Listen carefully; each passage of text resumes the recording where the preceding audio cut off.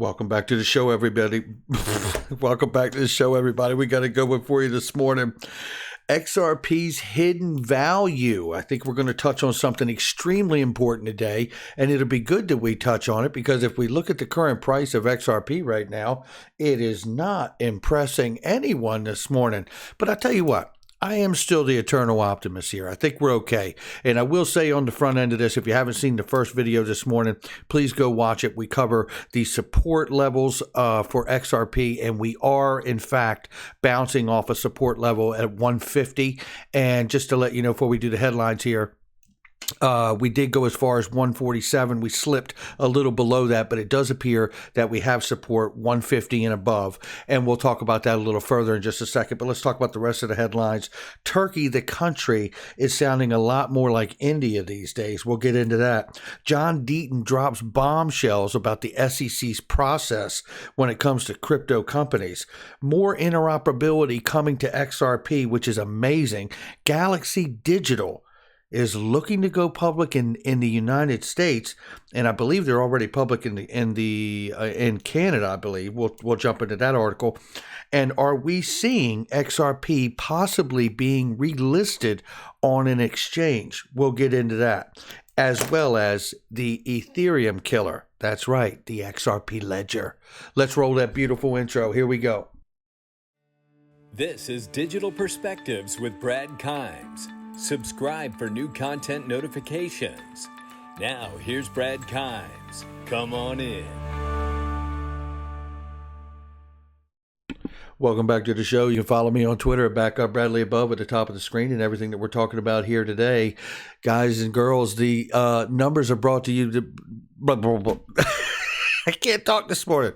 The numbers are brought to you by Kava Labs this morning. Shout out to Kava Labs and listen to what they've done. Kava Labs DeFi platform completes another major integration.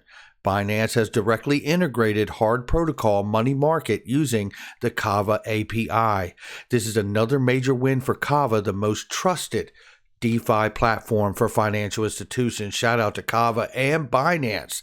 I have shown you those high yields. They are compound yields. It is remarkable. Please check it out. Kava.io. I'm telling you, remarkable stuff on that. Now let's look at the numbers really quickly here. The market is at 2.1 trillion plus, almost 2.2 for cryptocurrency market. And Bitcoin at 60,000 plus, Ethereum at 2,300 plus, and XRP at the number 4 spot, courtesy of dereliction of duty of the SEC.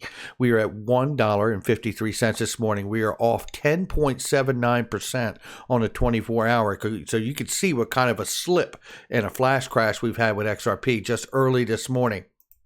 Ranging, like I said before in the opener here, 147 to 183. We're holding right now at 153. And again, that support level, according to Dark Defender, and I think it's Crypto Bull 2020, and a couple others out here. And very grateful to all those technical analysts who really are, in my eyes, experts in this arena, because being able to look at the charts and make sense of it in the cryptocurrency space is just incredible skill set to have, and they really do have it. So shout out to them for those support levels. And if we stay above 150, it looks like we could stay on track for that $2 plus XRP they talk about so often, and the other price targets ahead as well. Let's get into the news. We have a lot to go over here. Turkey to ban cryptocurrency payments. Turkey's central bank is also banning payment providers from offering fiat to crypto on-ramps for cryptocurrency exchanges. Again, however you see this, I'll tell you the way I see it here. The way I see this here is that this is jockeying for control. Again, the central banks want to control the on and off ramps. If there's going to be a crypto world, they want to be at the gate saying you can come in and you can go out, and then they know exactly who's in and who's out and when it happens.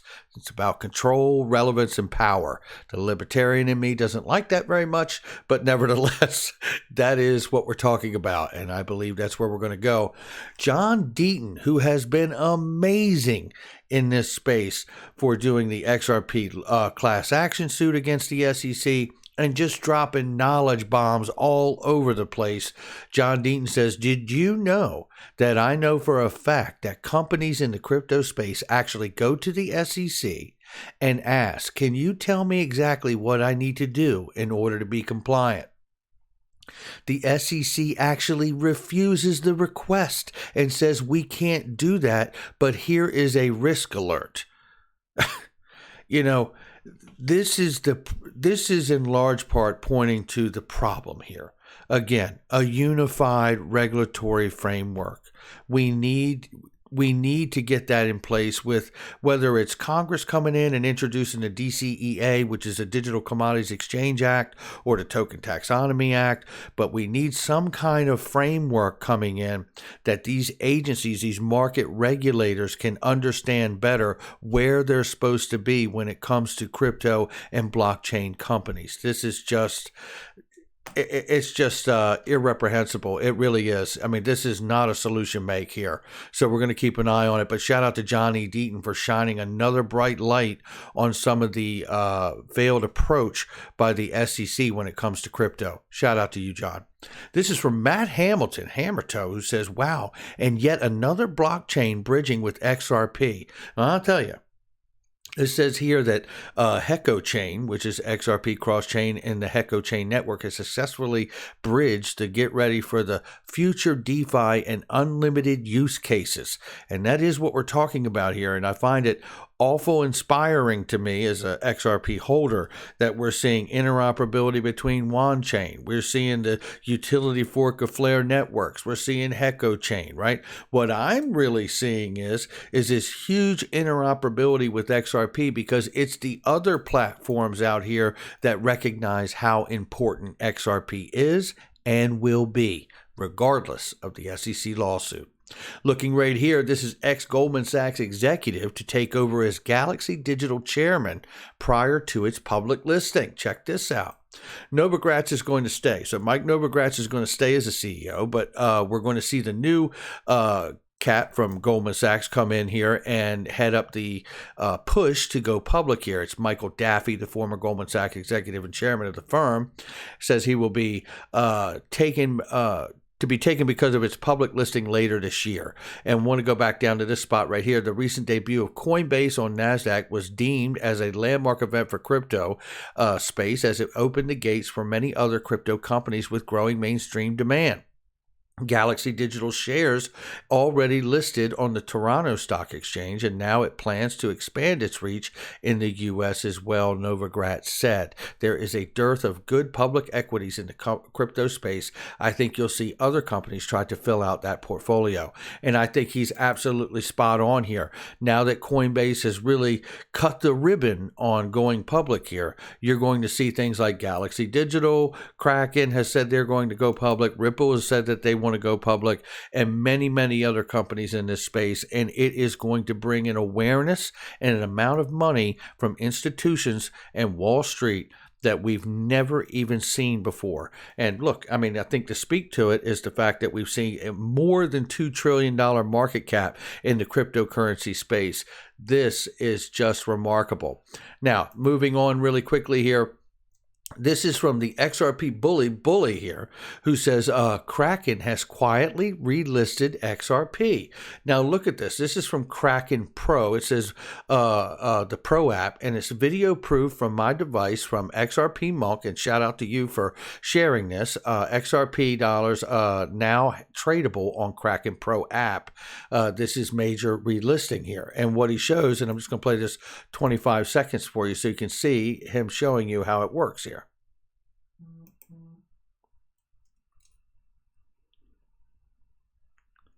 And there's no sound to it, but he's going through, he's selecting and then pairing it to Bitcoin. And I don't use the Kraken app, so I can't confirm. And the reason I want to show this, and shout out to XRP Bully and shout out to XRP Monk for sharing this. But what I do want to ask is that if anybody does use Kraken, or Kraken Pro app, I should say, can you confirm for us that you can in fact do that? Because Exillionaire here asked a great question.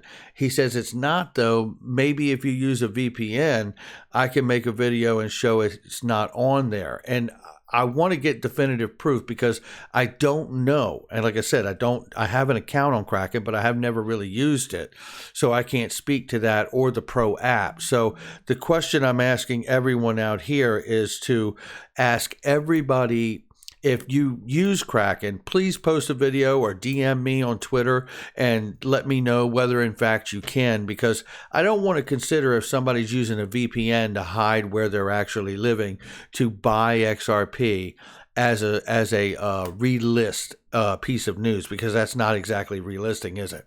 So I just want to put that out there and ask the question and see if we can get a clear answer to that. So, all right, moving on here. I do want to cover this right here.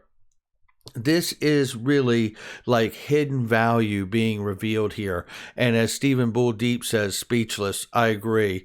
We'd say Wen says gas for hooks, native layer, one smart contracts on the XRP Ledger, hopefully. Stephen Bull Deep says, wow, does that mean XRP Ledger will have smart contract mechanism like ETH? Matt Hamilton replies here, in short, yes. Whoa. Look, we already know that XRP Ledger is like really extremely low transaction fees. Ethereum has huge gas fees. Just yesterday, I worked with two very dear friends of mine to complete putting an NFT and minting an NFT on Mintable.app and getting it out there. And I have to say, it is a long, arduous process to do for the first time, setting up a MetaMask wallet. I'm going to put a video together on that. I want you guys to have access to it so you can hopefully have a little bit more help and guidance on how to mint your own NFT if you're interested in it. But the fact that they can do smart contracts here soon enough with the XRP Ledger, and knowing the gas fees that are on the ETH network, understanding Flare networks and what they can do to avoid gas fees as well, going through Flare networks or Cardano, which you could use, which is obviously really lower fees in the ETH network. And long term, I think ETH has got some real issues ahead. I mean, I see a situation set up for a mass exodus off of that network. Now, I covered this in the first video, but I want to go a little bit different direction here for a macro understanding of what we're talking about, because I think it builds off of the idea that the XRP Ledger having the smart contract functionality like Ethereum, and finding that hidden value in XRP, which is really the protocol, isn't it? It's really the protocol. Well, Brian Brooks testified yesterday, or 2 days ago, in front of the House Financial Services Committee. And in closing, he basically said, we're building a second internet here. It's not built for terrorist financing. It's built to allow us to have a truly decentralized internet. If you believe that America's soft power in the world has a lot to do with the fact that we control ICANN and the Internet Protocol, which is IP, I think you would feel similarly about these new protocols. Now, it's no stranger to us that we've also heard here that this gentleman here, Navarro, says the same thing. Listen to this of what he says about really the fourth industrial revolution, the competition between China and other countries like the U.S. to be dominant in this cryptocurrency, digital dollar space. Listen to the analogy he uses right here. Everything. The analogy here from me, Maria, is there's a famous Mahanian theory about how if you control the sea lines of communications back in the 1800s and the 1900s, you control the world. Well, in the 21st century, if you control the digital currency space, you control the world. And that's where communist China is going right now. Well, it's where a lot of countries are trying to go right now, right? And it really is true. So, at the end of the day, we had this comment here from Glenn Hutchins back in 2019 where he said the value is in the protocol. Let's listen to that, and then I want to show you some images while he's talking about that. You would have asked me, the internet. We've just seen this huge meltdown in the last 12 to 15 months. Are you still a believer? Right? Yep. And so the answer is yes. Now the digital currency solution is the most important technological advance I've seen since the internet. It has the capacity to do lots more, but it certainly has the capacity to enable us to move anything of value around the world at the speed of light at no cost. It has three components. It has a token of value, which is called the Bitcoin. It has a accounting mechanism, what's called the blockchain. But the most important piece, which is one that people aren't focusing on, is the protocol. The underlying protocol by which we agree to conduct these transactions. So you use a series of protocols every day, and you don't even think about them. You don't think about the internet protocol. You don't think about the simple mail technology protocol. You don't think about the file transfer protocol. You don't think about the high text translation protocol. I could go through them, right? You just make use of the technology, and the protocols make it work. The people who really understand what's going on with digital currencies understand that putting these protocols in place, the blockchain protocol, the Ethereum protocol, the the Ripple protocol, and then enabling those protocols to cause transactions to occur. And then those transactions can be defined very broadly as not just moving things of value, but anything that's got an information content is extraordinarily transformative. The focus on the value of the token is distracting and uninformative.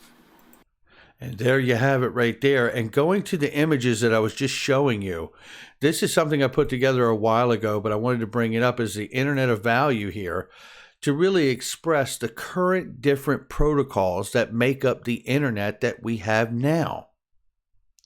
IP, right? Internet Protocol, right? SMTP, Simple Mail Translation Protocol. File translation protocol, things that he was mentioning to us in that little remark that he made. Add in the bottom here, and you have the XRP Ledger protocol, which allows us to move value, just like the file transfer protocol allows us to move files back and forth, or the simple mail translation protocol that allows us to move emails. The XRP Ledger allowing us to move value, and I feel honestly, when Glenn Hutchins says, the price of the token is a distraction and uninformative because the value is in the protocol, what I believe is that they could have made the financial value protocol the Internet of Value without a token if they wanted to. But the opportunity here was to create a token that could express the value of money moving across the network. Could they make a internet value protocol like XRP Ledger that is just a ledger, that is just a protocol that sends the transactions back and forth like money? Sure. In fact, they use ODL all the time, and they'll settle dollar to dollar in the early days and even now, without using XRP in the middle, because they have that possibility to do that where it makes the most sense. If you're dollar to dollar liquid, you don't need a bridge currency in between that for that particular transaction. The idea here was to create a new ghost money, because the collapse that is coming in the conventional markets from the economy, from the deliberate shutdown of the economy because of the pandemic, is now going to reside at the steps of the central banks of the world, and no one's more aware of it than them. The previous crash we had back in 08-09 was the hedge funds, right? The real estate swaps being repackaged and this, that, and the other. That's where the collapse was, and the central banks bailed them out. Now the collapse is sitting at the doorstep of the central banks. And the only way to get that fixed is to come up with new ghost money and moving value and finances being settled on a new protocol that can actually physically move the value of money when it is tokenized, like something like the XRP Ledger. And as they move more value and settle more and more payments on that protocol, it will be represented by the value in the XRP token. That, to me, is enormous. And when you couple that with the idea of understanding that we are, in fact, going to see something as important as gas for hooks, native layer 1 smart contracts on the XRP Ledger that is going to compete with a network that currently right now sits at $2,397 per token as just one of the use cases that this protocol has.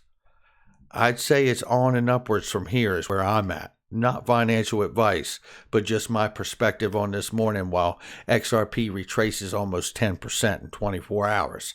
That's going to do it for me. Make sure you hit the like and subscribe, leave a comment below, make sure you share with somebody you know. By the way, don't forget, it is iTrust Capital that has the best crypto gold IRAs on the planet. They just recently added Chainlink and Cardano to the mix.